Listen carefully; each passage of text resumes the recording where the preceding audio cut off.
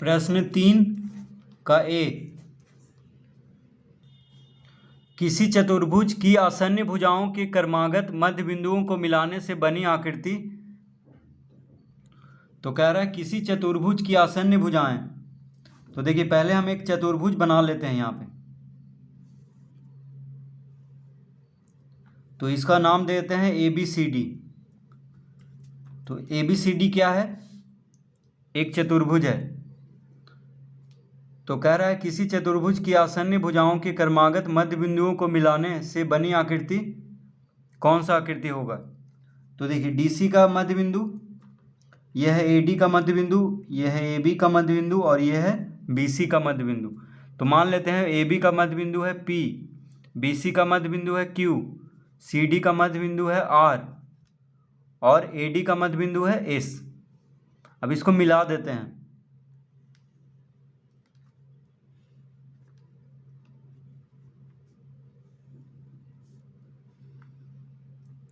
तो PQRS क्या है ये पूछ रहा है। PQRS कौन सा आकृति है? तो इसको कैसे हम PQRS क्या है ये कैसे पता चलेगा? तो हम AC को मिला लेते हैं। देखिए AC को इस तरह से मिला लेंगे। अब यहाँ पे हम लिखेंगे मध्य बिंदु पर में से क्या हो जाएगा। देखिए SR जो होगा AC के आधा हो जाएगा और AC के समानांतर हो जाएगा, क्योंकि मध्य बिंदु पर में क्या कहता है। तो पहले हम लिख लेते हैं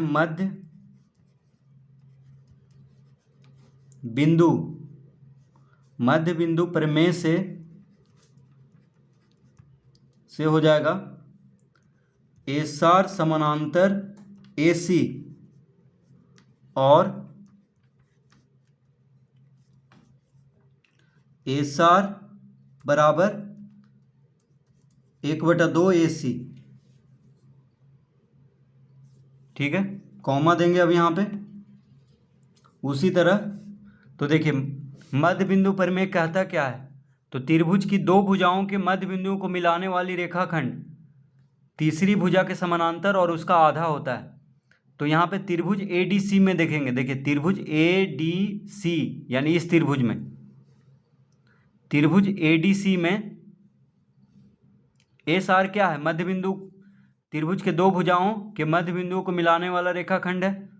ठीक है, त्रिभुज ADC में SR जो होगा, तीसरी भुजा कौन है? AC है। त्रिभुज ADC का तीसरी भुजा कौन है? AC है। तो SR क्या होगा? AC का आधा होगा और AC का समानांतर होगा। उसी तरह त्रिभुज ABC में देखिए ABC यानी इस त्रिभुज में, तो त्रिभुज ABC में PQ क्या हो जाएगा? AC का आधा और PQ AC का समानांतर हो जाएगा।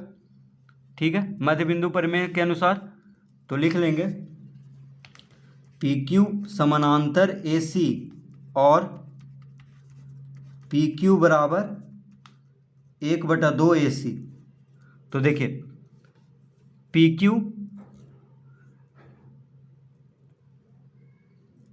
SR AC के समानांतर है और PQ AC के समानांतर है। ठीक है, तो लिखेंगे अतः PQ किसके समानांतर हो जाएगा? SR के समानांतर। और क्योंकि PQ जो है AC के समानांतर है और SR भी AC के समानांतर है, यानी PQ और SR समानांतर हो गया। ठीक है, देखिए SR AC के समानांतर और PQ भी AC के समानांतर है, तो SR और PQ क्या हो जाएगा? समानांतर। उसी तरह SR हाफ AC के आधा के बराबर है। देखिए हाफ AC, और PQ भी AC के आधा के बराबर है, यानी SR और PQ भी बराबर हो जाएगा। तो लिखेंगे PQ बराबर SR। ठीक है, तो ये दोनों से क्या हो गया? PQ समानांतर SR और PQ बराबर SR। PQ SR के समानांतर हो गया और PQ SR के बराबर हो गया। इसका मतलब PQRS क्या है? एक समानांतर चतुर्भुज है, क्योंकि समानांतर चतुर्भुज में सम्मुख भुजा बराबर और समानांतर होता है। तो लिखेंगे अतः PQRS एक समानांतर चतुर्भुज है। ठीक है, तो इसका उत्तर देखिए आ गया समानांतर चतुर्भुज। तो कह रहा था कि किस प्रकार का बनी आकृति एक तो रिक्त स्थान में भरना है। तो यहाँ पे देखिए प्रश्न 3 का ए में हम क्या भर देंगे रिक्त स्थान में, समानांतर चतुर्भुज।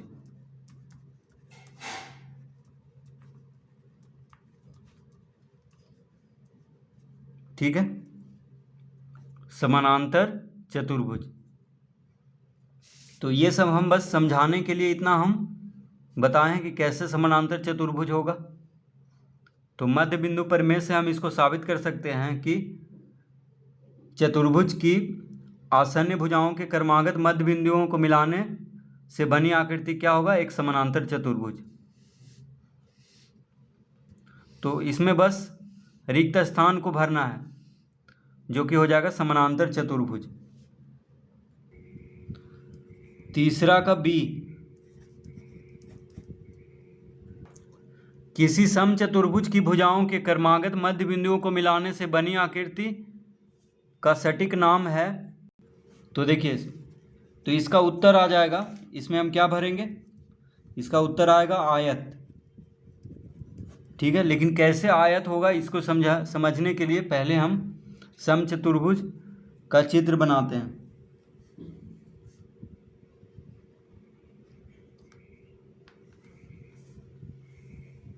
तो समचतुर्भुज मतलब क्या होता है, जिसका चारों भुजा बराबर हो। तो ABCD एक ऐसा समानांतर चतुर्भुज है जिसका चारों भुजा क्या है, बराबर है। तो इसको क्या कहेंगे, समचतुर्भुज कहेंगे। तो समचतुर्भुज मतलब क्या हो गया, चारों भुजा बराबर, यानी AB BC CD और DA क्या है, बराबर है।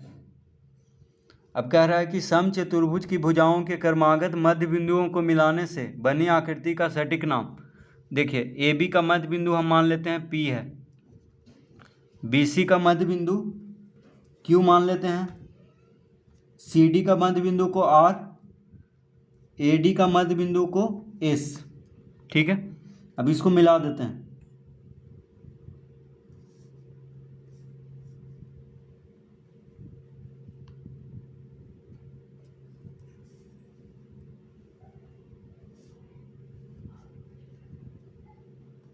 इस तरह से मिला देंगे। ठीक है, तो कह रहा है कि PQRS जो आकृति बना है, ये इसका सटीक नाम क्या है। तो ये तो आयत है, PQRS क्या है, आयत बनेगा। लेकिन कैसे हम समझ लें कि ये आयत होगा PQRS। ठीक है, तो इसको समझाने के लिए हम देखिए चित्र बनाए हैं।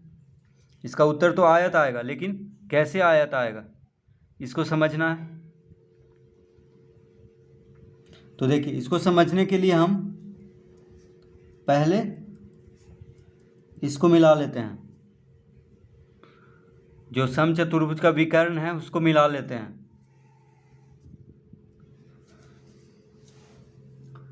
तो लिखेंगे यहाँ पे मध्य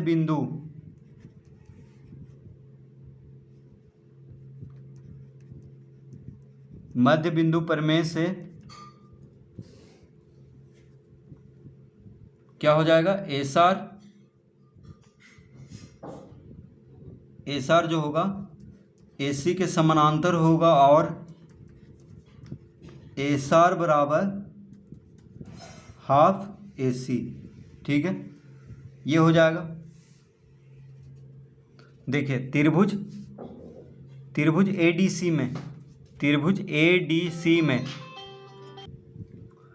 तो मध्य बिंदु प्रमेय से हो जाएगा, एसआर जो होगा AC के समानांतर और AC का आधा हो जाएगा एसआर त्रिभुज ADC में। तो मध्य बिंदु प्रमेय कहता है कि त्रिभुज की दो भुजाओं के मध्य बिंदुओं को मिलाने वाली रेखाखंड तीसरी भुजा के समानांतर और उसकी आधी होती है। तो देखिए त्रिभुज ADC में एसआर जो है, तीसरी भुजा कौन है यहाँ पे, त्रिभुज ADC का तीसरी भुजा AC है, तो AC का आधा होगा और AC के समानांतर होगा। उसी तरह त्रिभुज ABC में, देखिए त्रिभुज ABC में PQ जो होगा AC के आधा होगा और AC के समानांतर होगा PQ। तो लिखेंगे PQ समानांतर AC और PQ बराबर हाफ AC, ठीक है। इसी प्रकार अब लिखेंगे इसी प्रकार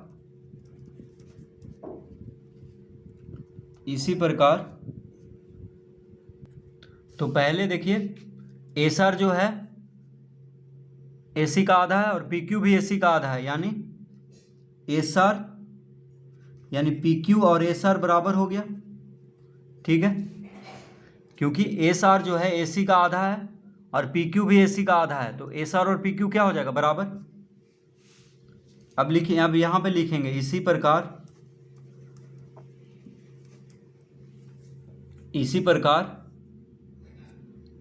PS बराबर QR।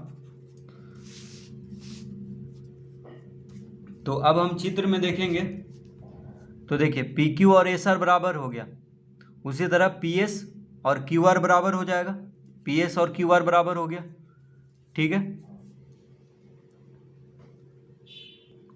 तो सम्मुख भुजा बराबर हो गया, इसका मतलब क्या हो गया, PQRS क्या है, एक आयत है।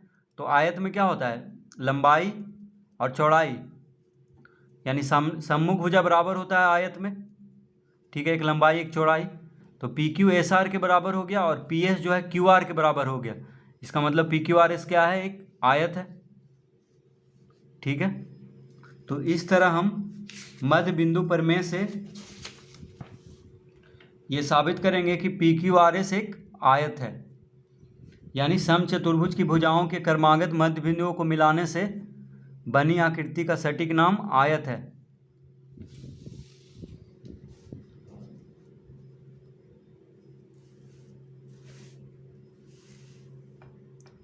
तो हम लिख लेंगे अतः PQRS एक आयत है।